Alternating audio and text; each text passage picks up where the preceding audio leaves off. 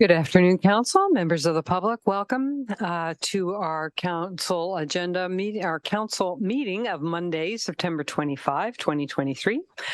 In calling council to order, I would ask Councillor Houston to please read the land acknowledgement.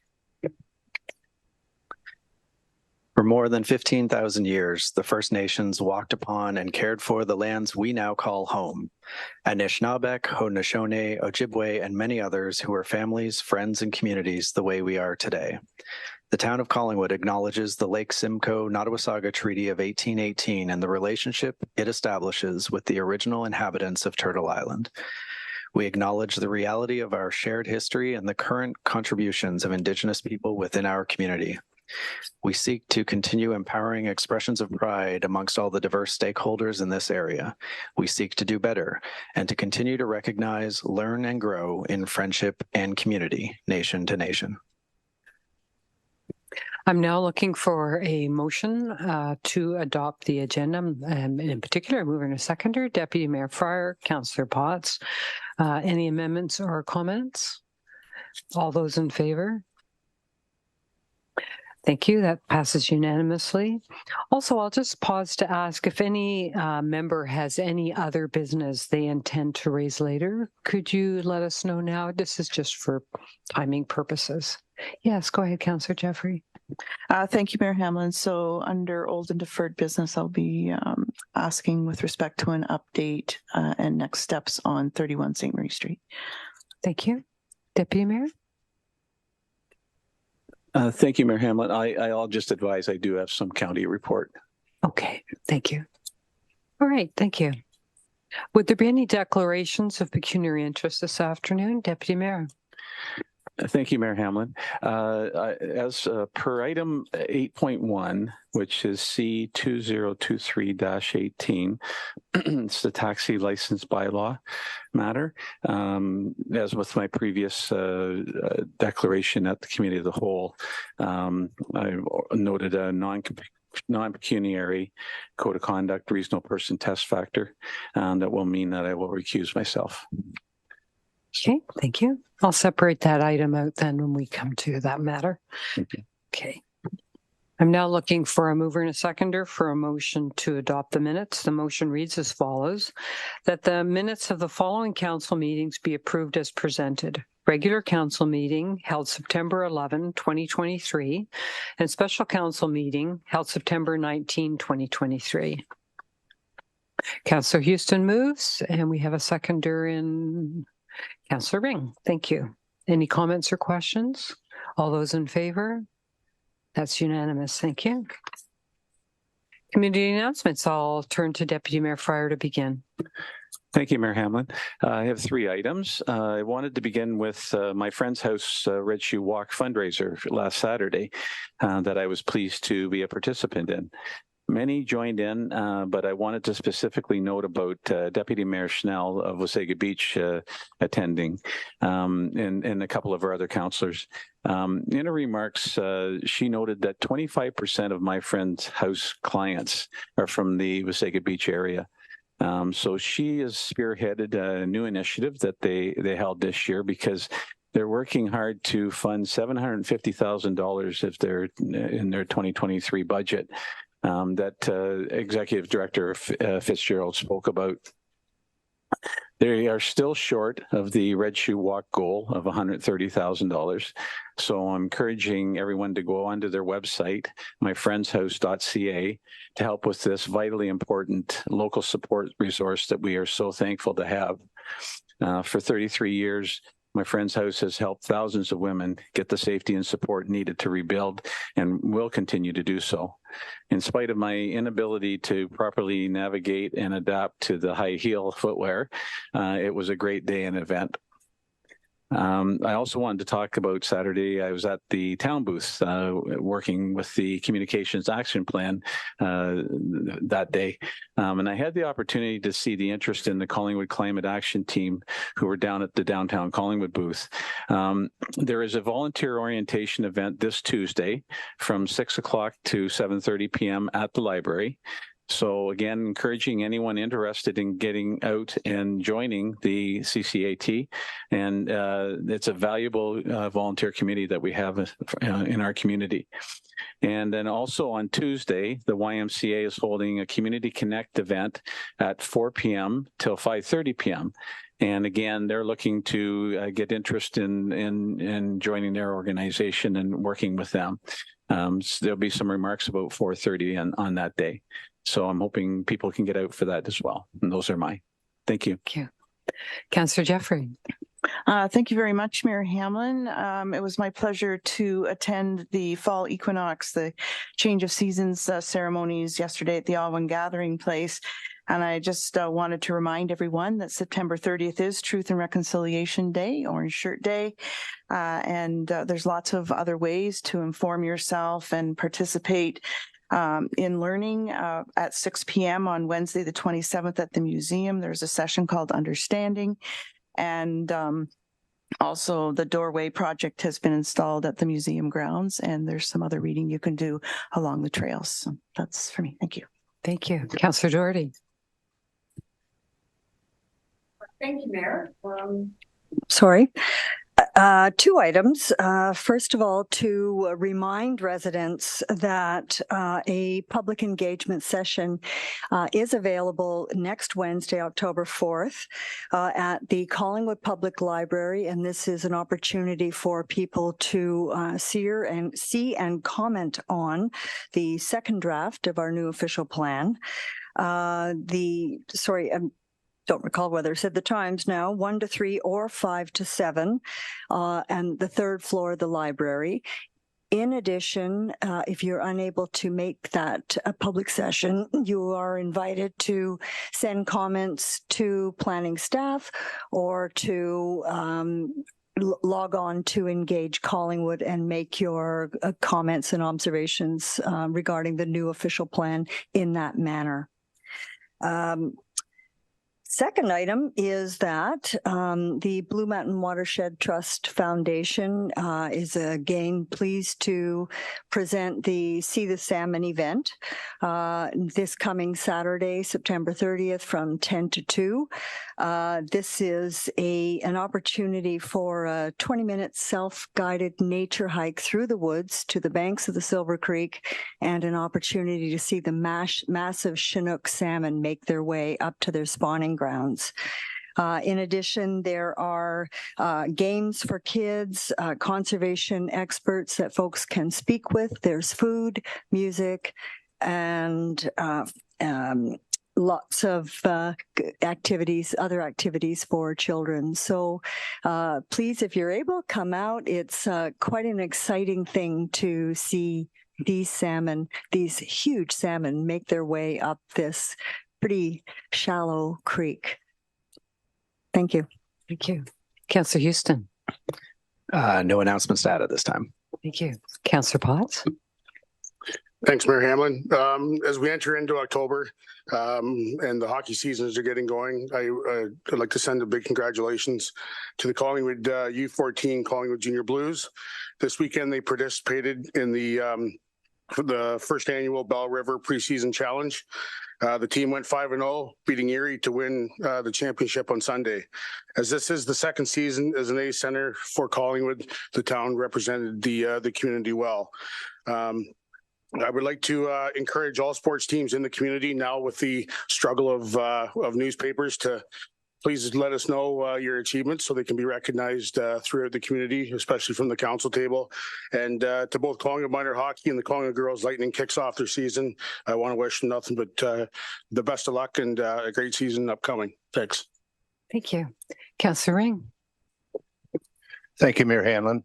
On Thursday, September 21st, Councillor Potts and I had the pleasure of attending the 8th annual Georgian College Charity Golf Tournament, at which I had the privilege of giving greetings from the town of Collingwood. There was 84 golfers participating in this year's tournament, with the funds being raised to give financial assistance for students attending the Collingwood campus of Georgian College. The event was hosted by Cranberry Golf Course and Living Waters Resort.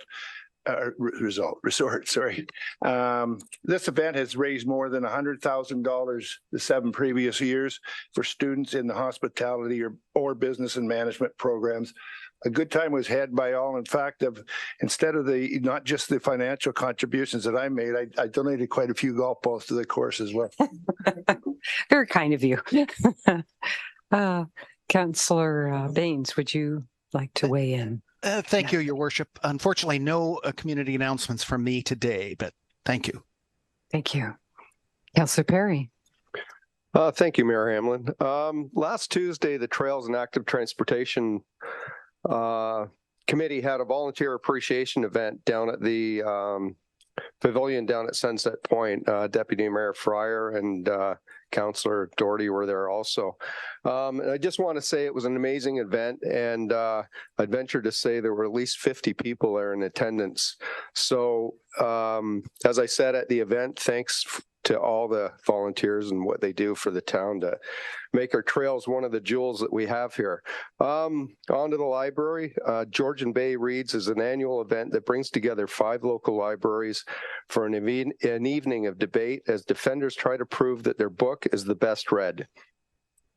Collingwood Public Library is hosting the event on Saturday, October 21st at 7 p.m. Tickets are free and available on Eventbrite. Contact Alex Robinson, for more information at info@collingwoodpubliclibrary.ca. And lastly, nothing says autumn like a knit sweater. Our library's knitting group meets every Wednesday from 1 to 4 p.m. This is a drop-in program that welcomes all skill levels. Knitting a sweater is not mandatory. For more information, contact Lori Crossan at lcrossan@collingwoodpubliclibrary.ca. And that's it. Thank you. I have a few announcements.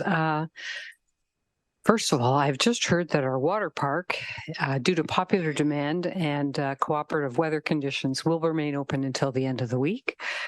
So that's good news. On Saturday evening, I had the honor of participating in the opening ceremonies for the Great National Exhibition. And I think I noticed both our Deputy Mayor there and Councillor Doherty. And of course, that is who else? Oh, Councillor Perry, yes. Sorry about that. Yeah, I do remember you. Okay. Anyway, of course, this is a wonderful celebration of community and of our agricultural, the importance of agriculture to our area. So anyway, that was a great evening. On Saturday, I attended and gave opening remarks again, but attended most of the day at our accessory dwelling unit session on unlocking potential. And thanks to 2 of our residents, Kelly and Jeff Caldwell, who organized this day. There was a lot of information shared on the nuts and bolts of how to add an accessory unit, either in your basement or in your backyard. And I also wanted to acknowledge and give thanks to both our Chief Building Official Hoggs and our Housing Coordinator Ray for spending part of their Saturday with us and also delivering very interesting and timely remarks to the group. And I believe I saw Councillor Doherty there listening and taking notes. So anyway, it was a great session. This Friday, I'll be doing opening remarks and also speaking at the dinner for the Blue Mountain Village Foundation Celebrity Golf Tournament.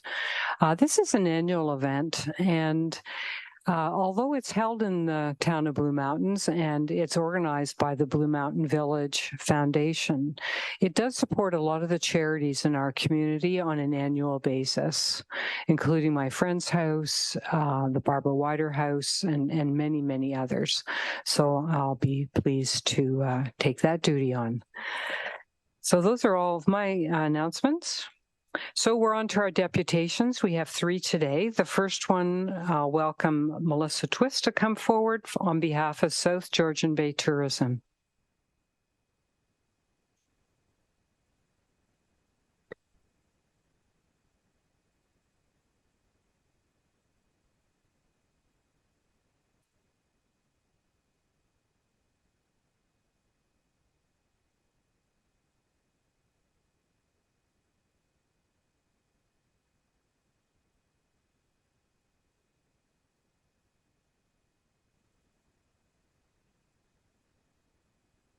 Hello, everyone. Can everyone hear me okay? Okay. Good afternoon. My name is Melissa Twist, and I am the Executive Director of South Georgian Bay Tourism. I have been with the association since 2017, and I'm honored to support this amazing community of people and businesses. I would like to thank everyone who has been involved with South Georgian Bay Tourism for their support and dedication over the years. Next slide. South Georgian Bay Tourism is the official non-for-profit in-destination marketing organization for Collingwood, the Blue Mountains, Meaford, Clearview, and Wasaga Beach. Next slide. We pride ourselves in our relationship building across municipalities and county borders. Alone, you do not have the ability to sell yourself as a tourist destination, but combine the Blue Mountains and Collingwood with the longest freshwater beach and beautiful harbors of Thornbury and Meaford, and it's a no-brainer. We are stronger together as a destination. Next slide. Established in 1978 as the Jozo Wider Information Center, and then renamed Georgian Triangle Tourism Association in 1982. Community leaders and business owners saw the need for an information center in Collingwood to help filter people from the Blue Mountains throughout the region.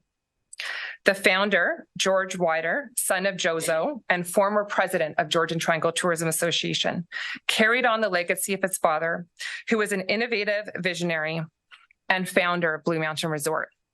His vision for regional tourism exceeded well beyond the ski slopes. The Georgian Triangle Tourism Association has played a key role in economic development of the area, with participation and support from hotels, service businesses, and municipal government. Next slide. Tourism is a substantial economic driver for the region. In 2019, the South Georgian Bay region drew more than 8 million total visitations. We are well known throughout the province and beyond as a year-round destination for adventure, relaxation, exploration, and outdoor-inspired recreation. These points of differentiation set us apart from other destinations. The number one factor that has and will continue to distinguish the association efforts from others is our ability to consistently deliver region-wide marketing initiatives and encourage ongoing collaboration between our 5 municipalities. Through our interactions with visitors, they see South Georgian Bay region as a natural destination. Encouraging them to explore the entire region maximizes our assets, which leads to a higher yield visitor that will stay longer and visit more often. Building on our 45-year legacy with the region, our mission is to contribute to the economic prosperity of the communities by encouraging tourism development and in-destination marketing. We undertake this by encouraging collaboration among our members to develop and promote tourism experiences and by supporting marketing initiatives. We create partnership with local businesses to represent the region as a tourism ambassador who provides in-person assistance to visitors.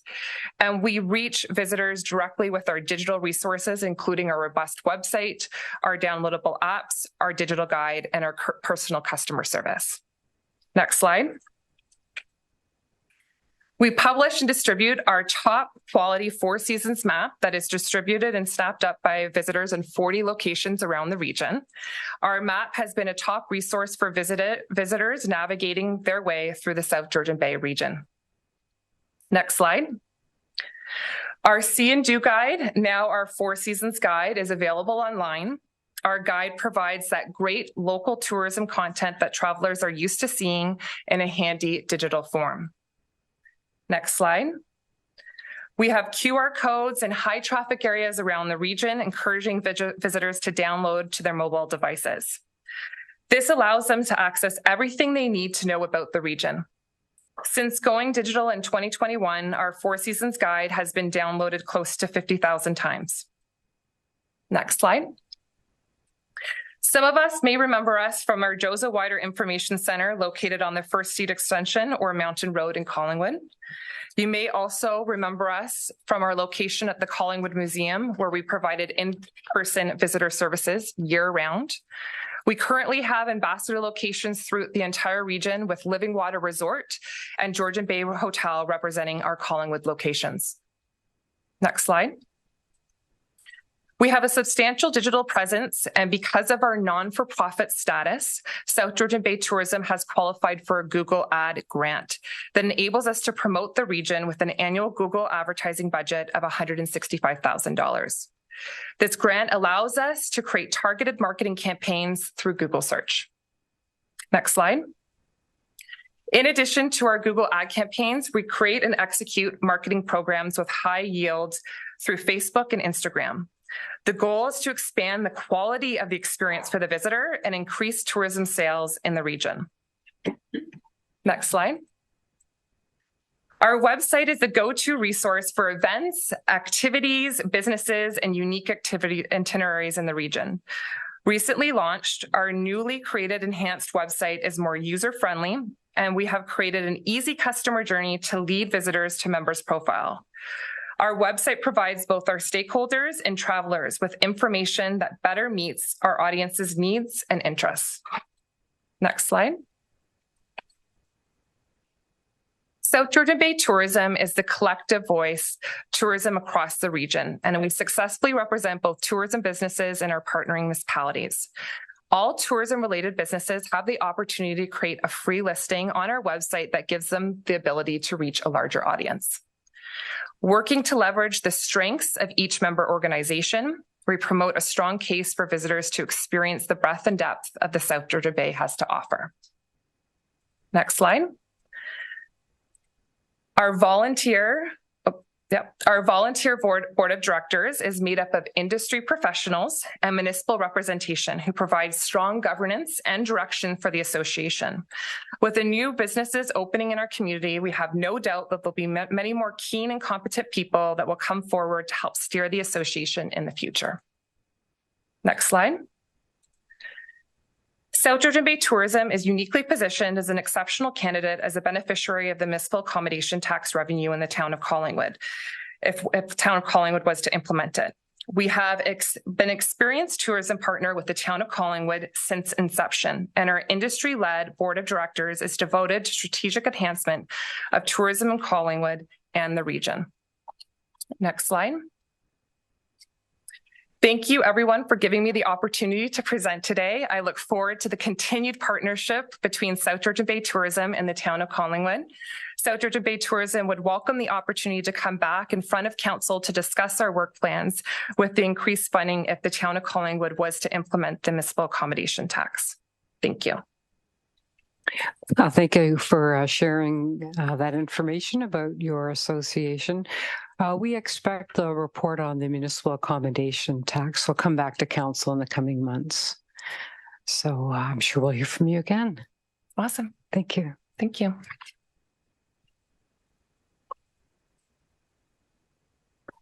Our next deputation is Sue Nicholson on behalf of the Business Improvement Area for Downtown. Good afternoon, everyone. Mayor Hamlin, Deputy Mayor Fryer, and members of council. Thank you for the opportunity. Am I okay? I'm a lot shorter than Melissa. Thank you for the opportunity that you've given me to update you regarding the exciting public art project scheduled to be installed at the corners of First and Huron Street in Hurontario. And I'm pleased to announce that Pierre Poussin has been selected to create this installation. And Mr. Poussin was selected under the guidelines of the Town of Collingwood Public Art Policy, which of course we followed through this process.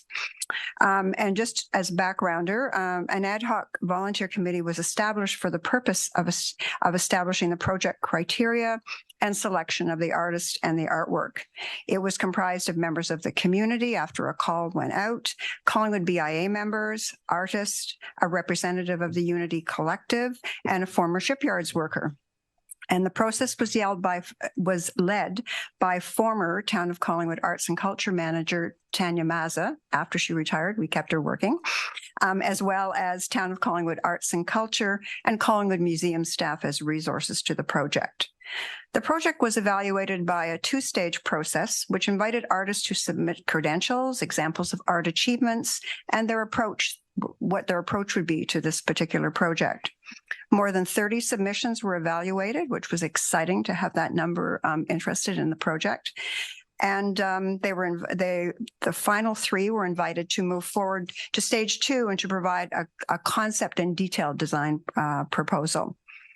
In the creation of his final concept, Mr. Poussin delved into Collingwood's past. He researched a lot of our history through the Collingwood Museum, and he was deeply fascinated by the town's boat building legacy and the awe-inspiring scale of the vessels constructed and launched on its waterfront. Through this installation, he is aiming to celebrate and honor the incredible ingenuity, craftsmanship, and hard work of the people who contributed to this unique heritage. This work of art will capture the essence of Collingwood's giants and the legacy they left behind. Did you want to put up the picture?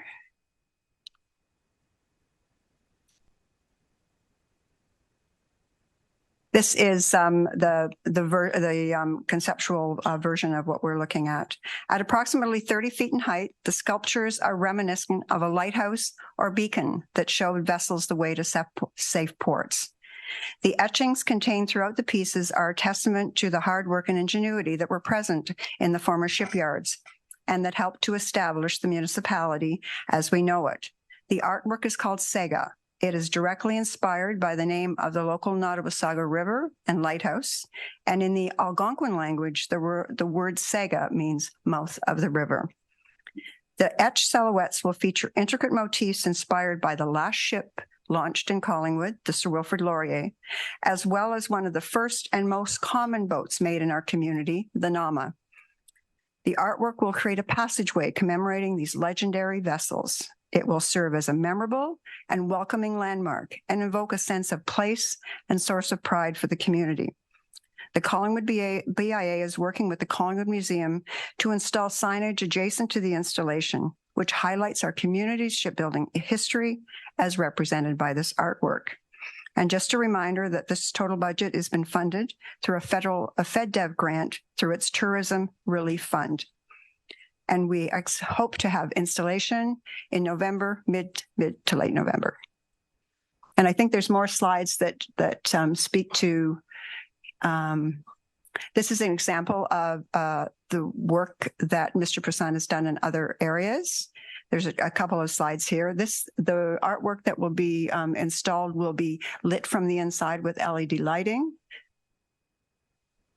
similar to this. And this is what Mr. Poussin provided as his inspiration as he researched our history and what the shipbuilding industry meant and being on the harbor front meant to our community. And he incorporated that into his work. And this is of course, as part of the public art process, there's a technical team that reviews all of the conceptual art and the final art to ensure that it meets all the technical requirements related to installation, sight lines, and that sort of the details that an artist doesn't think about, and neither do we. But that's been done through the engineering department with the town of Collingwood. So this shows where the installations will be housed. And then just some further details that show the more detailed version of the artwork.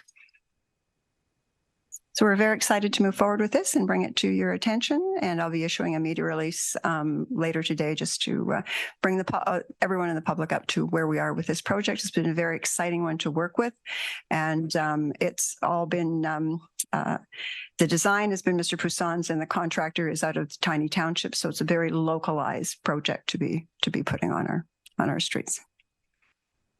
Well, thank you so much, Ms. Nicholson, for bringing this forward and explaining to us the project, its history, and where we're at. I can't wait to see it out. I know, I'm very excited.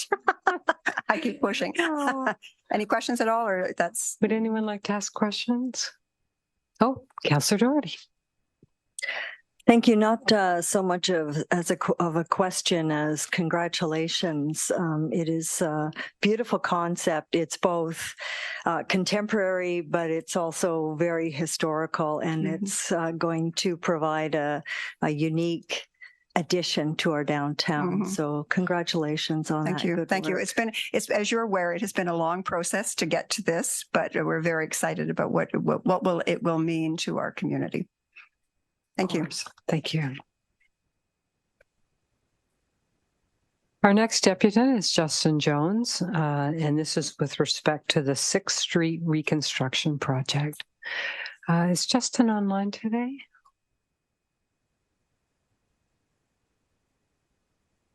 Not seeing him. I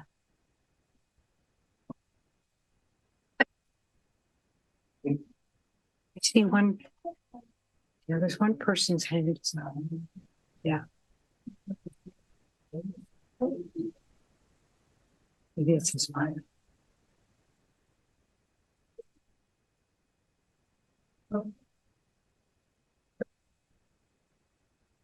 So we do have one attendee with their hand up. The name doesn't match our deputant, but we feel this could be Justin. So Justin, we're just going to unmute you, and if you could acknowledge if that. It is me. I'm sorry. Perfect. I'm signed in. I'm working on a couple different projects, and I forgot that I had been signed in with a different Zoom account. All right. Well, proceed.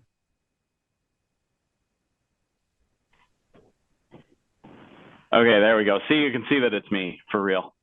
Okay, I'm just going to rename myself here now that I have the ability. Sorry. There we go. Okay, perfect.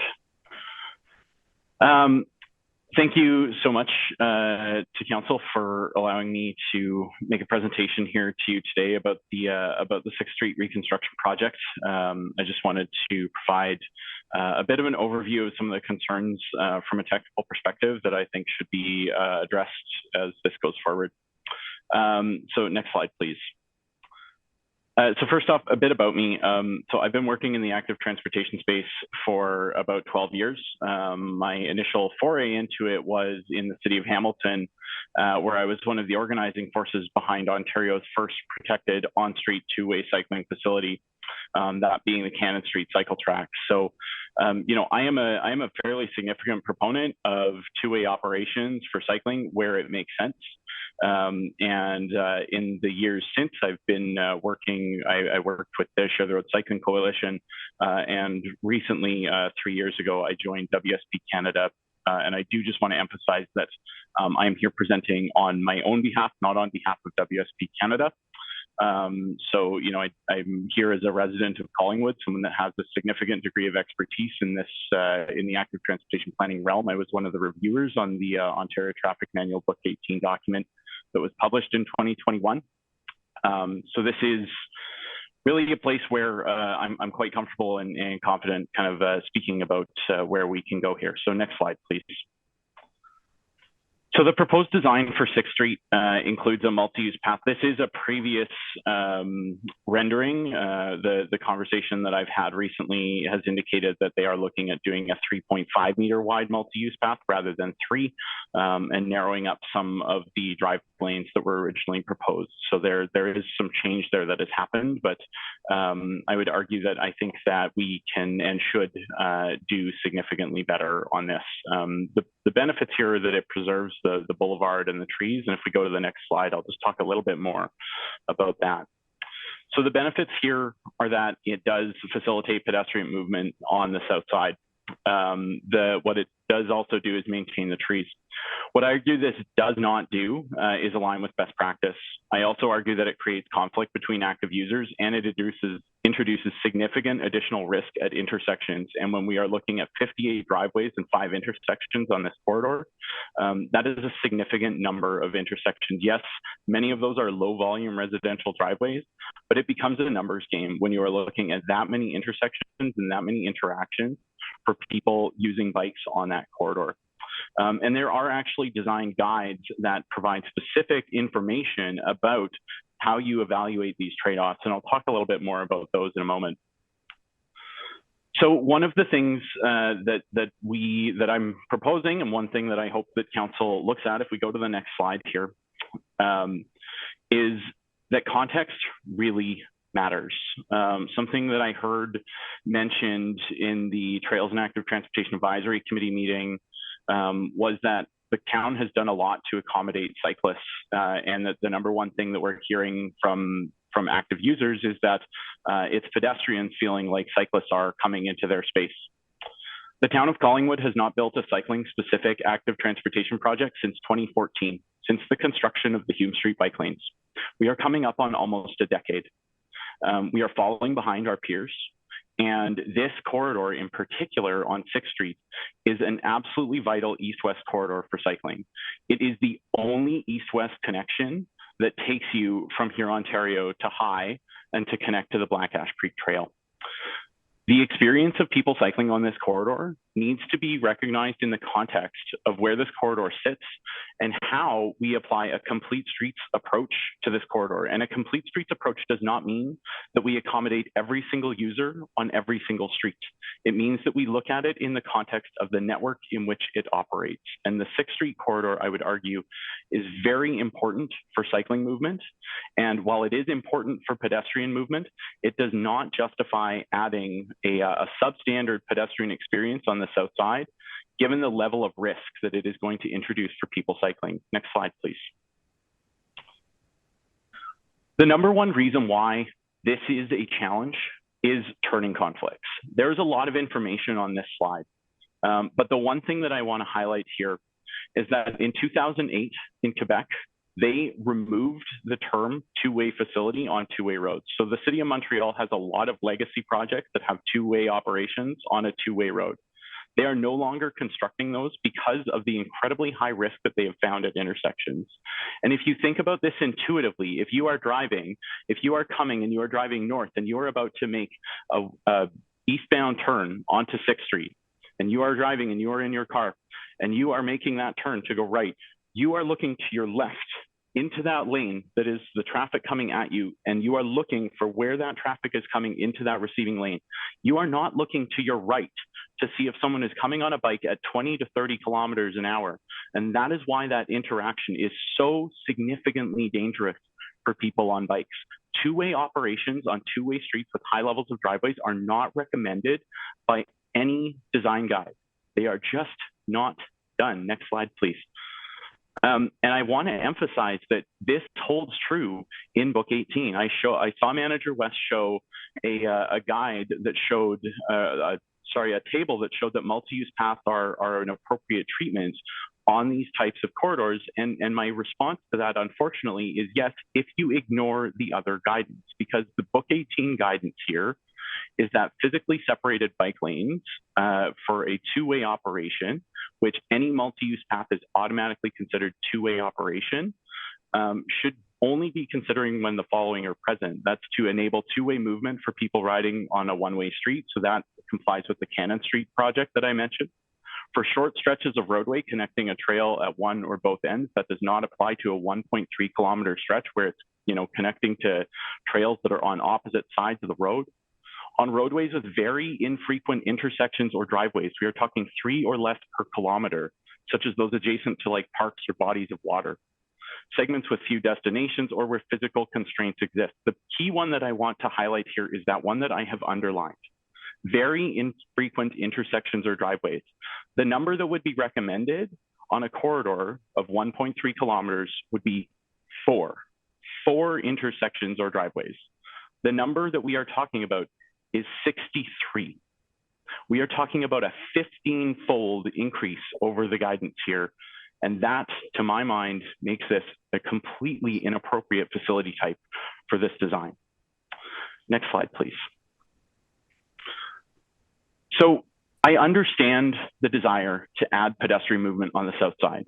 I am always focused on providing an excellent pedestrian experience for people because I believe very strongly that pedestrian movement needs to be our priority when it comes to designing safe and effective and efficient streets and the types of communities that we want our children to live, work, and play in. But we also need to evaluate trade-offs. And the Ontario Traffic Council has a multimodal level of service design guide that was published in 2022 to deal with exactly these types of corridors, where there are required trade-offs between users on constrained rights-of-way. And this was not consulted in the development of the proposed cross-section. And I'll show you in the next slide, please.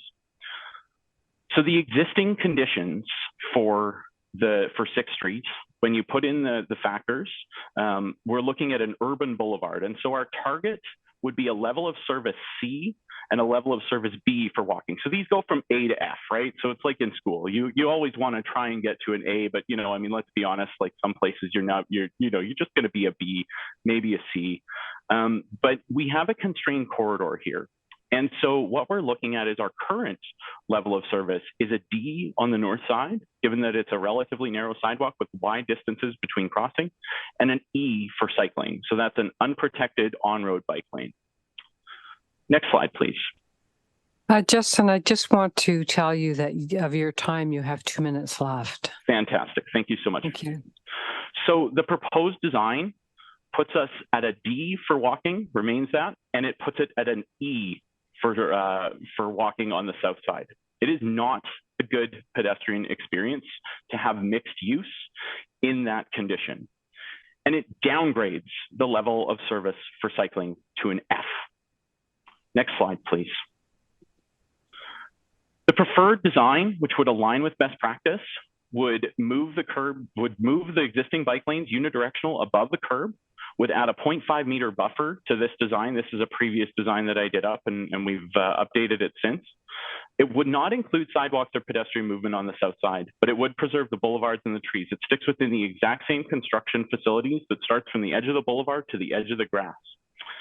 And the idea here would be to add raised intersections and raised crossings at all intersections. When you're doing a full reconstruction like this, from conversations that I've been having here at the TAC conference in Ottawa, there is no reason not to do those continuous intersections when you're doing a full reconstruction like this. Next slide, please. Oh, and we should also be widening the sidewalk on the north side to 1.8 meters, which would be AOD compliant rather than AODA minimum at 1.5. The preferred provides a higher level of service, walking at a C on the north side and a C level of cycling on the south. Next slide, please. This does not add pedestrian access to the south side. I admit that. But when we see that the counts on that corridor are already looking at having higher levels of people cycling on that corridor than people walking, when we look at the context around which that corridor exists, I would argue that by improving the pedestrian access on the north side and by adding additional crossings, we create a great experience for people walking without putting people cycling at significant risk. We maintain the trees, we reduce that risk and conflict, we improve safety, and we lower speeds by reducing those lane widths. Next slide, please. Trade-offs are going to have to happen here. We don't have an unlimited amount of space. We don't have an unlimited amount of money. I don't want to see $10 million get spent to add a sidewalk on the south side and add additional right-of-way width. I don't want to see us lose trees. But this goes back to that old adage, you can have it fast, you can have it good, or you can have it cheap, but you can only choose two. Well, in this corridor, we can have walking on both sides, we can keep trees, or we can have cycling. We cannot choose all three. We have to choose two. And if we are going to go down the path of insisting on prioritizing pedestrian movement on the south side, then I would kindly ask council to look at a better alternative for an all ages and ability cycling corridor along to go east-west through town and put some capital into that. Because this, as designed, as proposed, will expose the town to additional risk and will expose people cycling to a much lower rate of safety. Next slide, please. And that's my presentation. Thank you so much.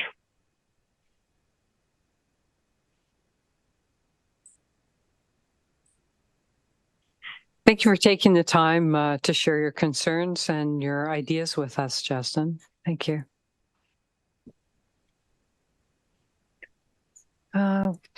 Any questions from council at this stage? No. So we'll just take your observations and recommendations, I'll say, under consideration at this point. I do have a question. Okay, yeah, Councillor Doherty. Thank you, Mayor. I want to thank Mr. Jones for his presentation. Having recently attended the Ontario Bike Summit in April of this year, I can attest to the fact that the recommendations that are made in this presentation here are in fact best practice. And I am very supportive of the notion of, at minimum, asking our staff to review or have peer reviewed the 6th Street corridor and or this proposal here. Would you like to make a motion then under? I can bring notice at the end of this meeting. Thank you. Okay, thank you. Okay, well, thank you very much.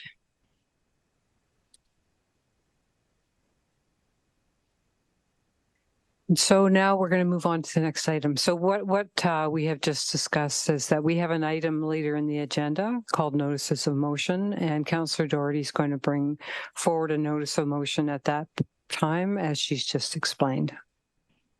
Okay. All right, number 7 on the agenda. So if you'd like to leave, please go ahead now.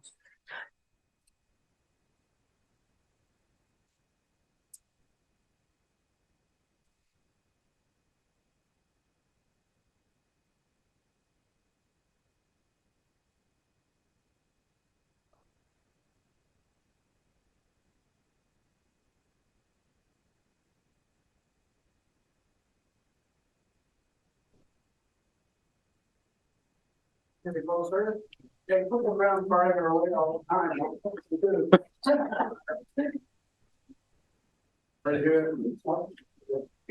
Thank you for coming. All right, the next item on the agenda, I'll be looking for a mover and a seconder for the following. That the minutes of the following boards and committees be hereby received and recommendations contained therein be approved. 7.1 Special Joint Police Services Board meeting, Collingwood and the Town of Blue Mountains, June 28, 2023. 7.2 Collingwood Police Services Board minutes, July 6, 2023. And 7.3 Collingwood Heritage Committee minutes, July 17, 2023. Councillor Jeffrey and Councillor Potts, would anyone like to comment on this? And I have Deputy Mayor Fryer. Thank you, Mayor Hamlin.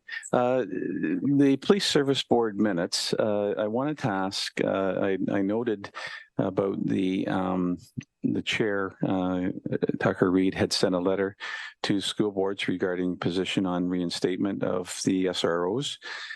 Is that piece of correspondence something that can be shared with council, or is it considered an in-camera type thing for the board? I would think it could be shared. Let me turn over to my trusty CAO here. Thank you, Chair. And our clerk. I don't see any reason why it couldn't be shared. It's about the intentions and position of the Police Services Board related to the community safety benefits of having police available on an ongoing basis to schools. So we could, I believe that could be shared. I'd appreciate that. I'd mentioned earlier in one of our meetings that I'd seen a copy from EFSA Mayor McDonald of the Nottawasaga Police Service Board submission, which I believe the school boards are entertaining on their agenda on Wednesday. So I just was interested just to see the content of ours and how it compares to theirs. So that would be great if we could get that. Thank you. Okay, for sure. Any other questions or comments? Okay, all those in favor? That's unanimous. Thank you. Next item on the agenda is the Committee of the Whole report, September 11, 2023. And as we discussed earlier, there's 3 items under 8.1.1.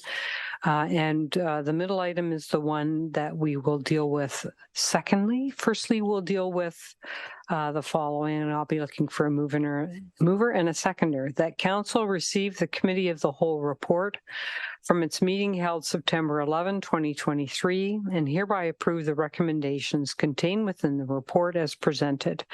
First one, C 2023-17, updated council staff relations policy that, as you'll recall, has been referred back to staff for policy revisions. And the second one, T 2023-18, statement of development charge and cash in lieu of parkland reserve funds.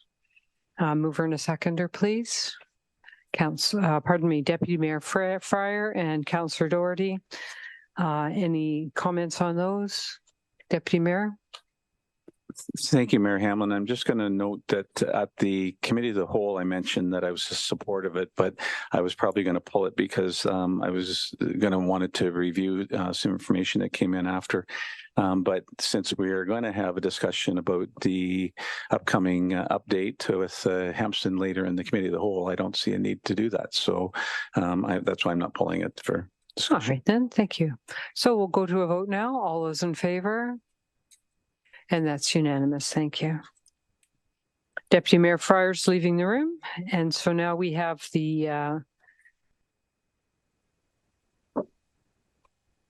thank you. So we have the same motion before council that they receive the committee of the whole report from its September 11 meeting. And this is now with respect to item C 2023-18, taxi and ride sharing licensing service review.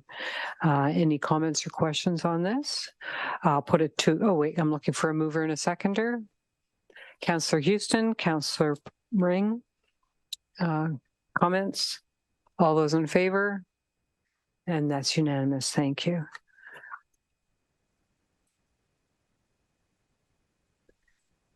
So we have the next item is 8.2, which is a staff report. This has to do with item P 2023-25, 136 Pine Street, the Heritage Demolition Permit. And this is a request from our last committee of the whole meeting for revised conditions. Okay, so I'll read this in first and then we'll hear from our staff. That staff report P 2023-25, Heritage Permit Application, 136 Pine Street, recommendation for demolition, September 11, 2023, be received. And that council deem the Heritage Permit Application for 136 Pine Street complete and staff be directed to issue a notice of receipt to the applicant. And further, that the issuance of the conditional heritage permit to demolish the existing building located at 136 Pine Street be approved subject to the following conditions. 1, within 1 year of demolition or alternate date as otherwise agreed to between the owner and senior town administration to provide time to remediate contaminated soils, the property shall be graded with topsoil and planted with grass, meaning hydroseed, in accordance with the lot remediation plan by Tatum Engineering, dated September 2023, and accompanying letter by Loft Planning, dated September 15, 2023. All work shall also be in accordance with the town-issued fill permit as required and maintained in the landscape condition in accordance with the property standards bylaw until such time as a site plan control agreement is executed for the property. The owner may, at their discretion, also plant and maintain other landscaping. And 2, this is the second condition, that the owner is advised that any remediation works shall be in accordance with the applicable provincial legislation, including Regulation 406-19 of the Environmental Protection Act. And further, that staff be directed to issue the conditional heritage permit within 90 days of serving the applicant with a notice of receipt.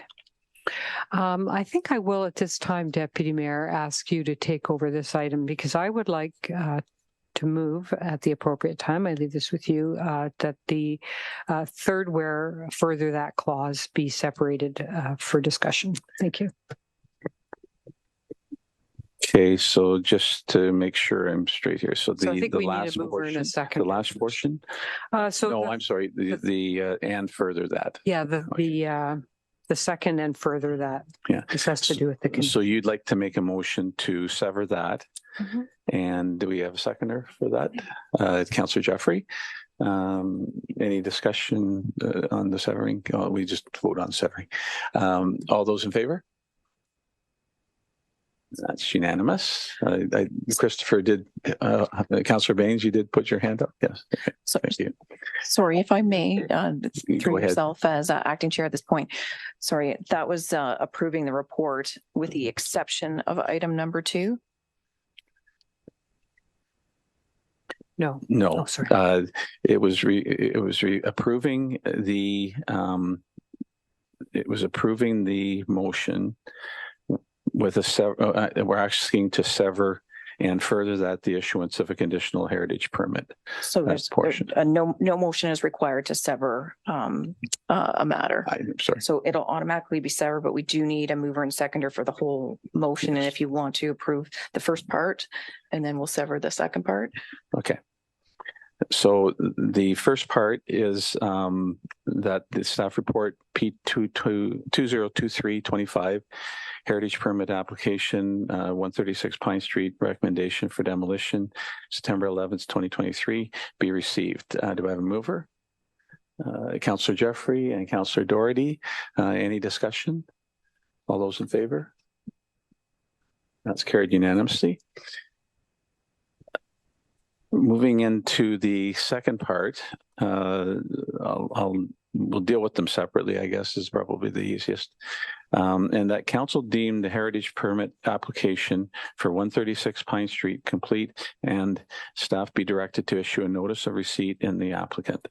And a mover and a seconder, Councillor Houston and Councillor Perry, and open for discussion.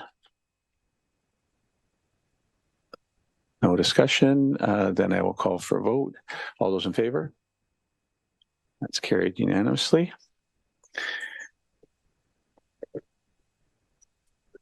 Before I read this part of the motion in, I believe, Mayor Hamlin, you would like to make an amendment to this? Yes, I would. So I'm quite happy that about the condition as it reads, but I would like to add in and that the works described be secured in a form that's satisfactory to our senior town administration by a letter of credit or other such securities. And do we have a seconder for that motion? Councillor Doherty. So we will entertain a discussion of that motion. Would you like to speak first or last, Mayor Hamlin? Yeah, I'll speak first. Thank you. Go right ahead. We've had, sadly, many properties in our community over the years that have been demolished, and then for various reasons, new construction hasn't commenced. And so we've been with derelict sites. We've been left with holes in the ground on our main street. We all remember what the Monaco site used to look like, sadly. The experience has been that our property standards bylaw has just not done the job of allowing us the tools to make sure that properties are properly remediated.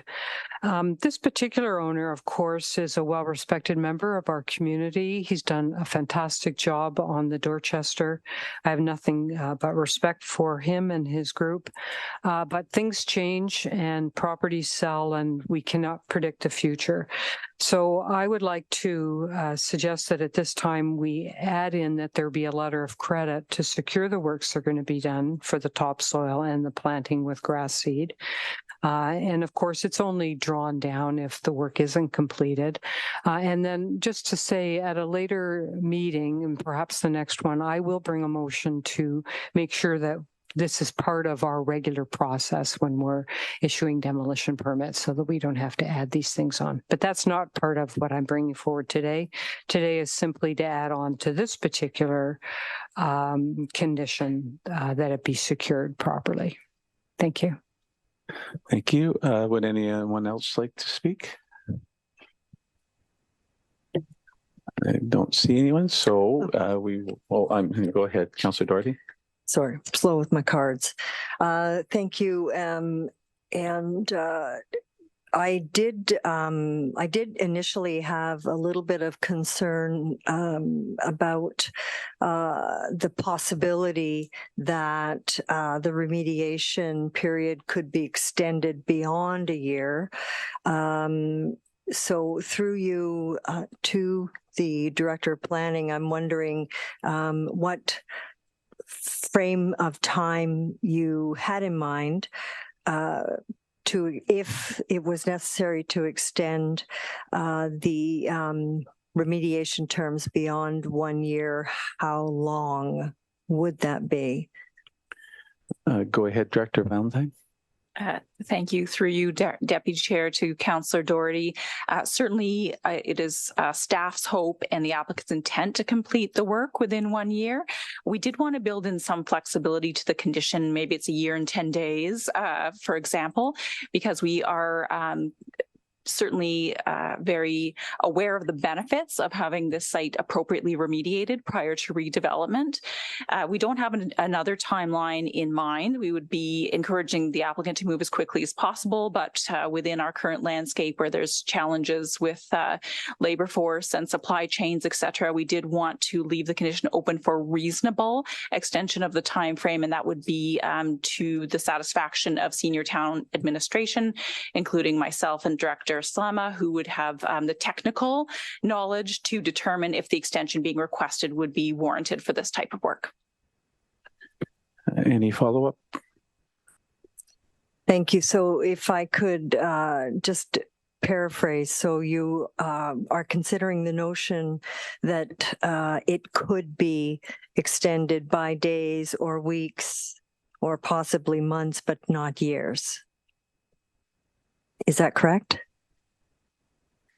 Through the acting chair, that would certainly be our intent.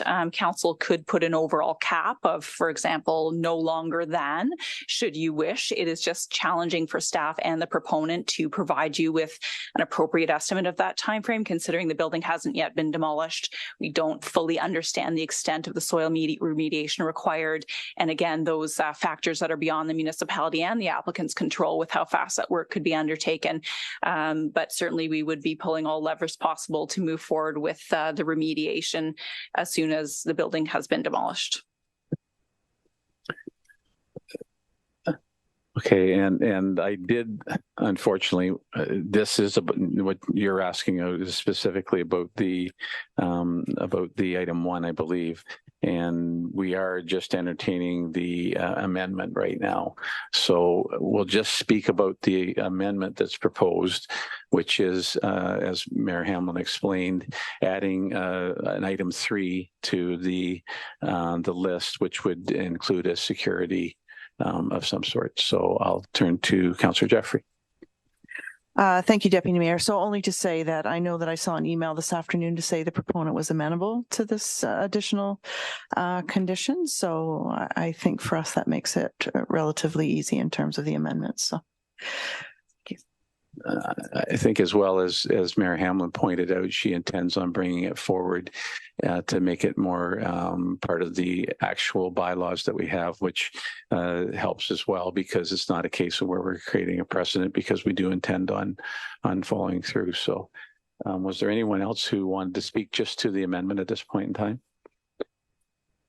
Then I'll call vote on the amendment. All those in favor? And that's unanimous. And so we are dealing with the third part. And do I need to read it all in? Would you prefer, Clerk? Thank you, Deputy Mayor. My recommendation, as the whole motion was actually read in originally by Mayor Hamlin, is if we just approve the remainder of the motion as amended. So then that would make what was just voted on as item number 3 regarding the securities, and include the and further that. So if we just approve the remaining items as amended, then I think we're covered. Okay. And so we will ask for a mover and a seconder of that, if everybody's comfortable with the explanation. So we have Councillor Ring and Councillor Potts, and I'll ask if there's anyone who would like to discuss that last part of this matter then. Don't see anyone, so I will call the matter to the vote. Oh, I'm sorry. Go ahead, Councillor Ring. Sorry, just a quick question through you to Director Valentine. And this kind of piggybacks on what Councillor Doherty had snuck in the discussion. With the extension, or within 1 year of demolition, for the average time to, the biggest thing is going to be to find out the remediation for the contaminated soil if it exists. Does it normally take more than a year to get that kind of results back? Because if not, with this case here, it's just a simple if everything's reasonably clean, it's just a simple of fill, topsoil and seeding. I don't know why we would have to take a year. That is just a question through you. Go ahead, Director Malathi. Through you, Deputy Mayor.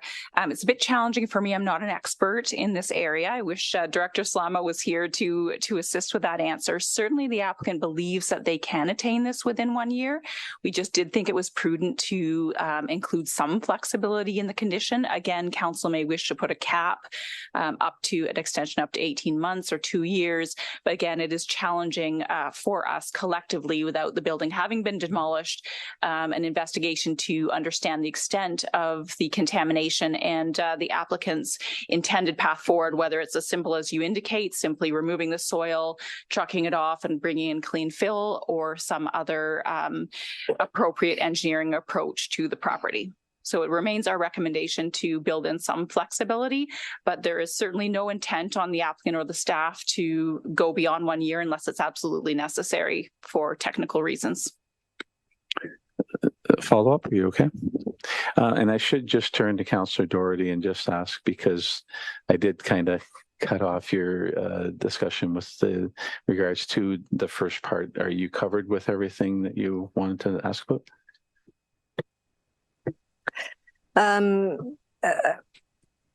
Well, I was considering the notion of adding a cap on the length of time for which we could extend the terms if required. I don't want to be unreasonable, but I'm wondering if anyone would support me on an amendment that would say that the cap would be 1 year, or so in total 2 years. So look if there's a seconder. I do not see a seconder. So we'll leave it at that then. Okay. Okay. Thank you. So nothing further. I'll call the matter to vote then. All those in favor?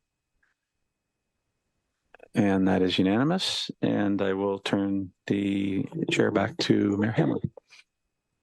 Thank you very much. I don't have the next item on the agenda is staff reports. There's none today.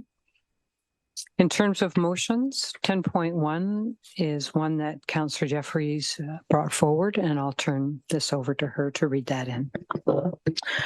Thank you, Mayor Hamlin. That staff be directed to guide the consulting team undertaking the tree preservation suite of projects towards specifically addressing the minimum tree caliper requirements for new development through an evidence-based and scientifically driven approach, providing key recommendations for appropriate updates to the town's development standards with the goal of maximizing the soonest possible benefits to the overall tree canopy of the town.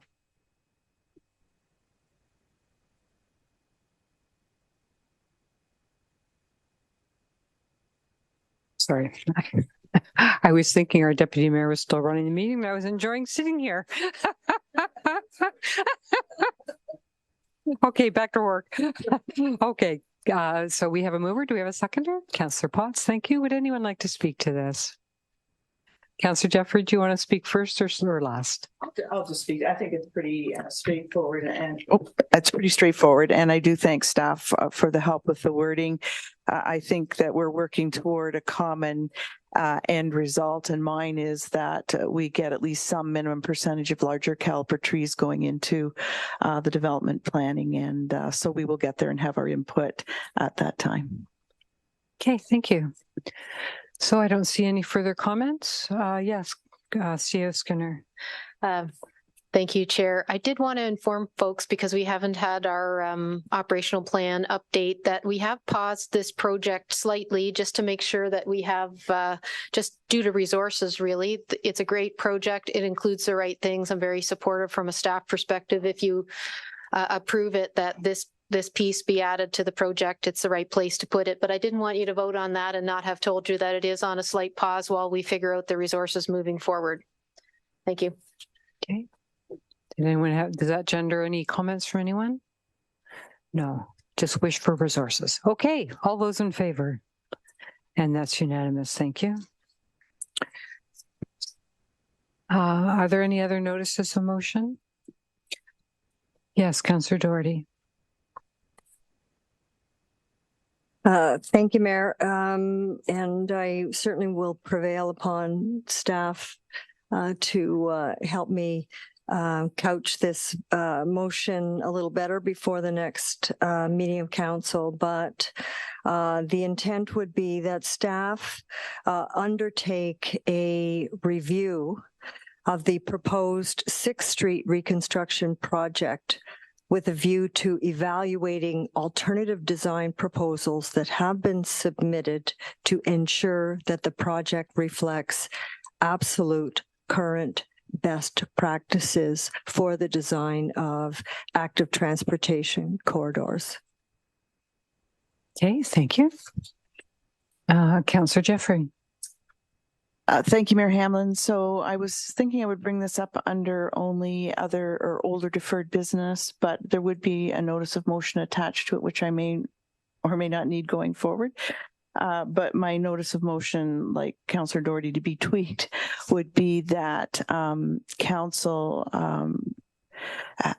review the staff response as requested to its follow-up required for 31 St. Marie Street with a view to having consideration to removing one street parking spot. Okay, thank you. There's a motion, I'm going to, a notice of a motion I'll read as follows. And I'll just say this has to do with the Mayor's Golf Tournament, which traditionally has raised funds and allocated to worthy causes in our community as directed by council. After becoming mayor, I did have a couple of meetings with staff, and it wasn't possible to proceed with it this year. In fact, all of the golf courses in town were fully booked. So, but here's my motion. As follows. Whereas the Mayor's Golf Tournament has been an event hosted by the town of Collingwood for a number of years and has not proceeded since COVID. And whereas the event uses significant staff time, however, it has also built community connections and raised funds for local charitable organizations. Be it resolved that council requests staff to allocate the appropriate funds and resources in the 2024 draft budget for council's further deliberation, which may include a golf tournament or other fundraising event of a similar caliber, and that staff be directed to review the existing 2017 Mayor's Golf Challenge Reserve Policy and provide any recommended updates for council's consideration. Thank you.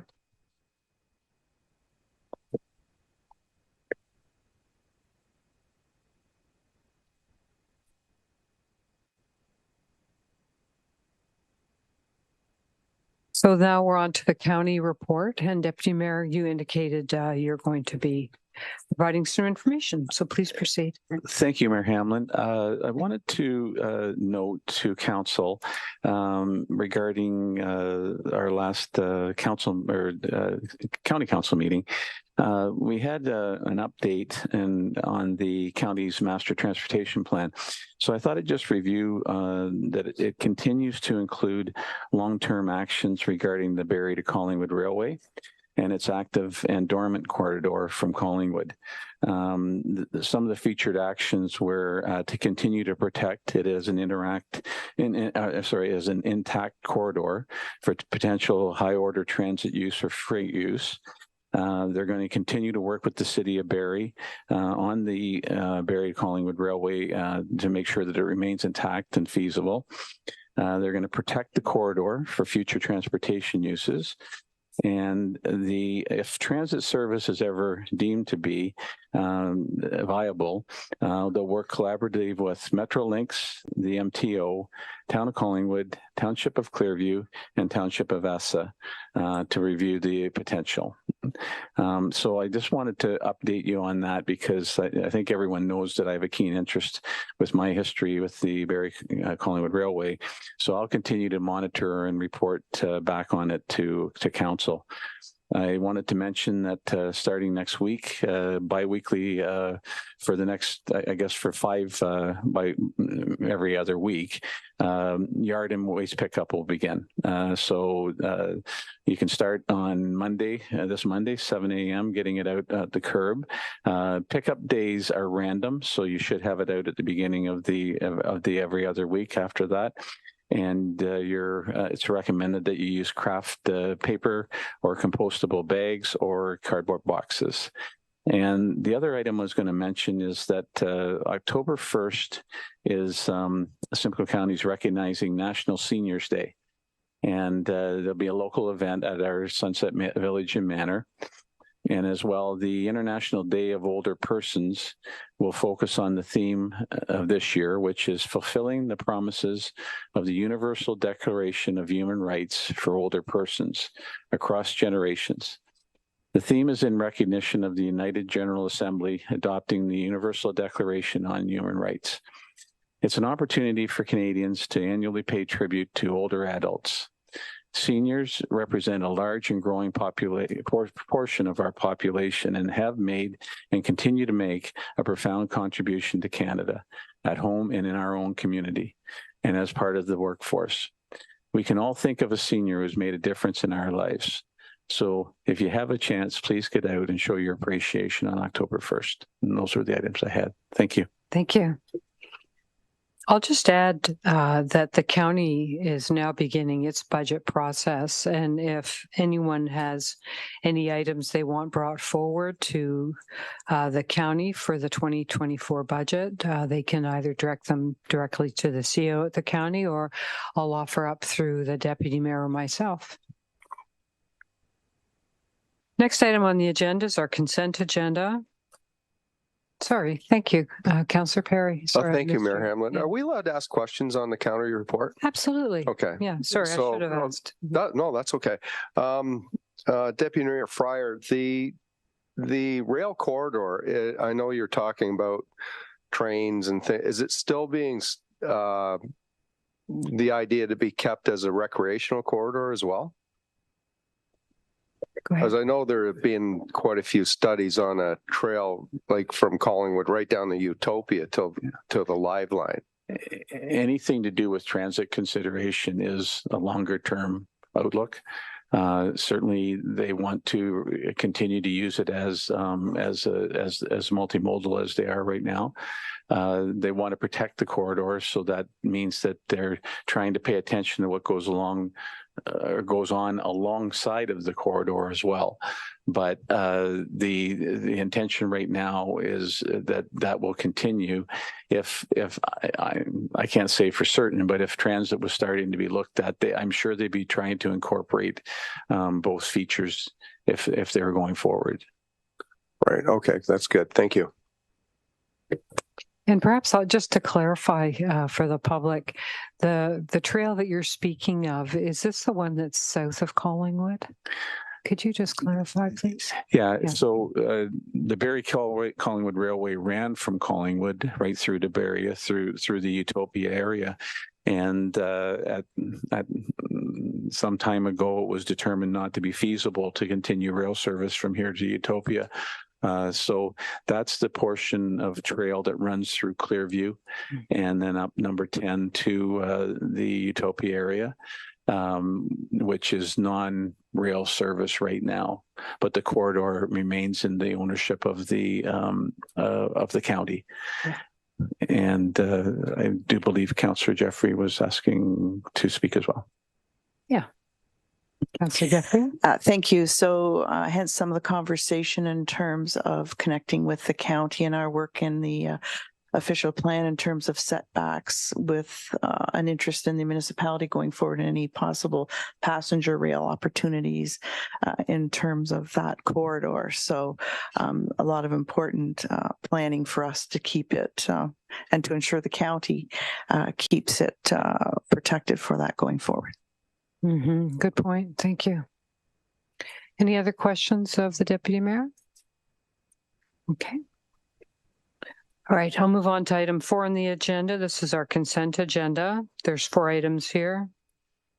And the motion I'm looking for is with respect to the following: that council hear and receive the general consent agenda, and further that the information and opinions provided in the general consent agenda items are that of the author and or authors and are not verified or approved as being correct. 14.1, British Home Child Day, September 28, 2023, and there will be a proclamation for that day. 14.2, Clock Tower Illumination and Flag Raising for the National Day of Truth and Reconciliation on September 29th, 2023. 14.3, Crozier Consulting Engineers Letter, re 381st Street Project Update. And 14.4, Clock Tower Illumination, International Trigeminal Neuralgia, I can't even say it. But it does say International TN Awareness Day, and I apologize for that, October 7, 2023. Could I have a mover and a seconder, please? Deputy Mayor Fryer and Councillor Perry. Would anyone like anything pulled here to address? Councillor Doherty? Thank you, Chair. Item 14.3. Yes. Why don't you go ahead? Thank you. And I apologize to staff because I did not give you a heads up that I was going to pull this. But I just wanted to inquire, based on this letter, do we see this project moving forward at this location? And would we see it going forward in the design that we had looked at some months ago? Through you to Director of Planning. Yes, Director Valentine. Oh, thank you, Madam Chair. Through you to the councillor. The short answer to that question is no. The property owner who had previously partnered with Crozier had designed the building to specifically meet the needs of that client. They, in their review, do not believe that the building as previously presented to council would be generally marketable to other end users, and have asked that the site plan agreement be expunged from title, which is a process that we have through our fees and charges bylaw. Staff are working to ensure that the site is brought up to a safe and appropriate condition before that agreement is expunged from title.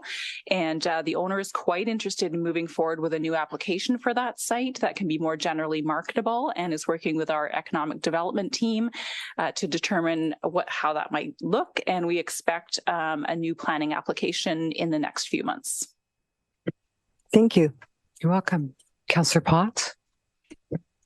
Thanks, Mayor Hamlin. Just in regards to that location, it was, again, a little concerning to me to see a number of trees removed from the property to, I guess, prepare for the new site. And with it being on hold or terminated now, is there any plan to maybe replant trees or something? And this kind of falls back on, over the past, we've had a number of developers come in or builders and remove trees, and then they sit with nothing for years. So I was concerned to see that. So I just make note of that. Thanks. Okay. Director Valentine, is this something that you can answer now?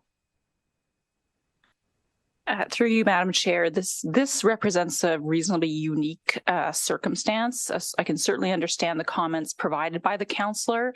Up until just recently, this project was full steam ahead, all go, building permits applied for, development charges paid, etc. It came as a surprise to all involved on the municipal side that the project would not move forward. So again, we will be retaining the securities to bring the lands back into a safe and appropriate condition. At this point, revegetation would be somewhat challenging, particularly as we do anticipate planning application in the very near future that would facilitate the development of this site. So specifically to requiring trees, that might be one step further than we can go, but certainly bringing the land back to a safe, graded and appropriate condition is something that we can do with the existing tools that we have. Yeah. The next item on the agenda, oh wait, we have to vote on that. All those in favor? That's unanimous. Thank you.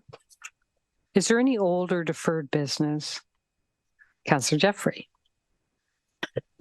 I was going to ask the deputy mayor for a definition of older, because that may be included under old business.